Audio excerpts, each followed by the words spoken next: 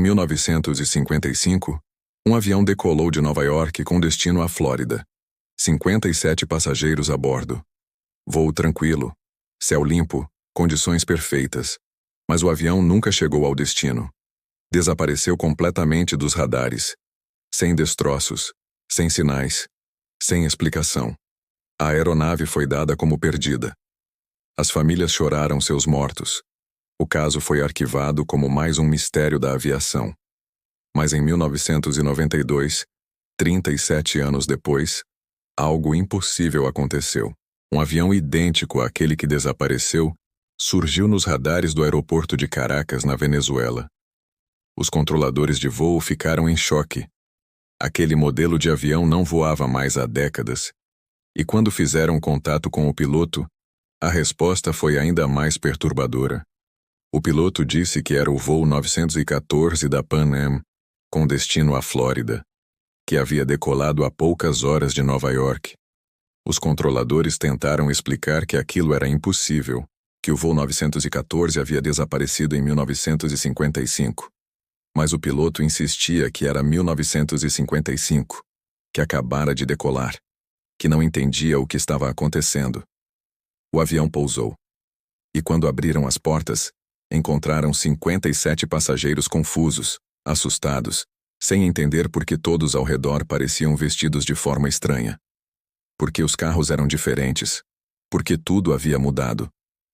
Para eles, apenas algumas horas haviam se passado desde a decolagem, mas para o resto do mundo, 37 anos tinham se passado.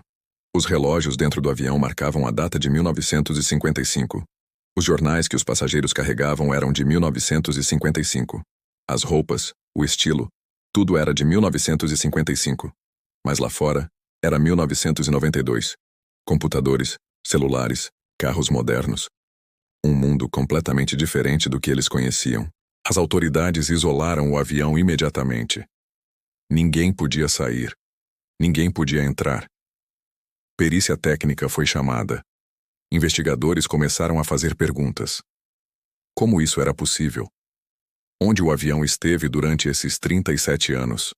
Por que os passageiros não envelheceram? Por que não tinham fome, não tinham sede, não lembravam de nada além da decolagem? Os passageiros foram interrogados um por um. Todos contavam a mesma história. Decolaram de Nova York numa manhã ensolarada de 1955. Poucos minutos depois da decolagem, houve uma turbulência estranha. O céu ficou escuro por alguns segundos. Uma luz intensa envolveu o avião. E então, tudo voltou ao normal. Eles acharam que era apenas uma tempestade passageira. Mas quando tentaram fazer contato com a torre de controle, ninguém respondia. E então, receberam ordem para pousar em Caracas. Os investigadores tentaram encontrar explicações racionais. Talvez fosse uma fraude elaborada. Talvez os passageiros estivessem mentindo. Talvez o avião tivesse sido escondido em algum hangar por décadas e agora estivessem tentando criar uma história bizarra. Mas todas as verificações indicavam que aquilo era real. Os documentos dos passageiros eram autênticos. As certidões de nascimento batiam.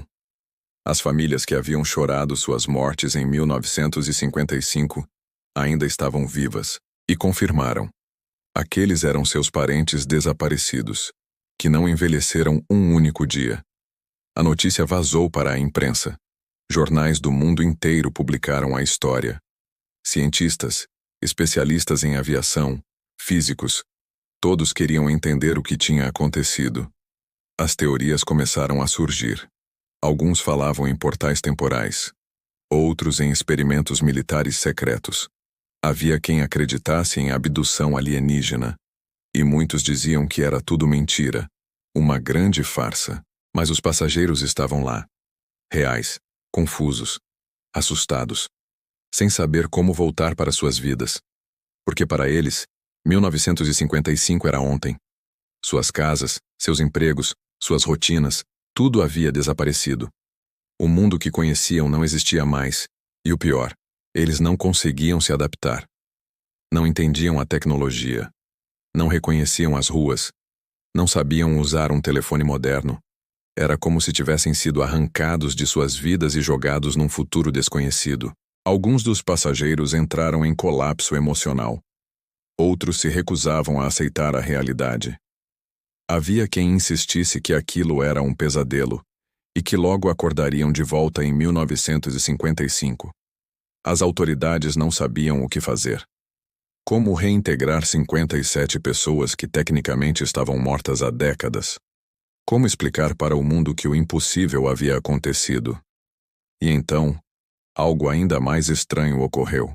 Poucos dias depois do pouso, alguns dos passageiros começaram a apresentar sintomas inexplicáveis. Envelhecimento acelerado. Como se o tempo perdido estivesse cobrando seu preço. Em questão de semanas, pessoas que pareciam ter 30 anos começaram a aparentar 60, 70 anos. Cabelos ficaram brancos da noite para o dia. Rugas surgiram. Ossos enfraqueceram. Era como se o corpo estivesse tentando compensar os 37 anos que não viveram. A comunidade científica entrou em pânico. Médicos tentaram intervir, mas não havia tratamento. Não havia explicação. Aquilo desafiava todas as leis da biologia. E em poucos meses, a maioria dos passageiros havia morrido. Não de velhice, mas de algo que os médicos descreveram como colapso temporal. Como se o corpo tivesse finalmente percebido que não deveria estar ali. Que havia uma dívida com o tempo. E o tempo veio cobrar. Os poucos sobreviventes foram isolados em instalações secretas. Ninguém mais ouviu falar deles. Os registros do caso foram classificados. A imprensa parou de falar sobre o assunto. E, oficialmente, a história do voo 914 nunca aconteceu.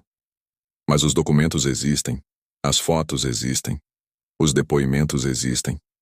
E até hoje ninguém conseguiu explicar o que realmente aconteceu naquele dia. Algumas teorias falam sobre o Triângulo das Bermudas. Embora o voo não tenha passado por lá, há relatos de fenômenos similares na região.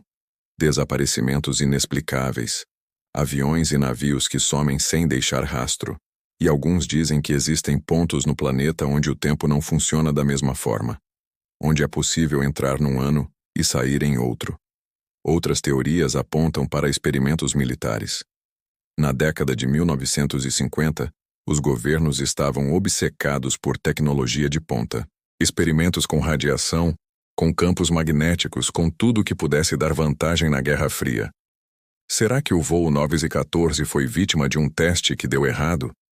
Será que o avião atravessou algum tipo de campo experimental e foi jogado no futuro sem que ninguém pudesse prever?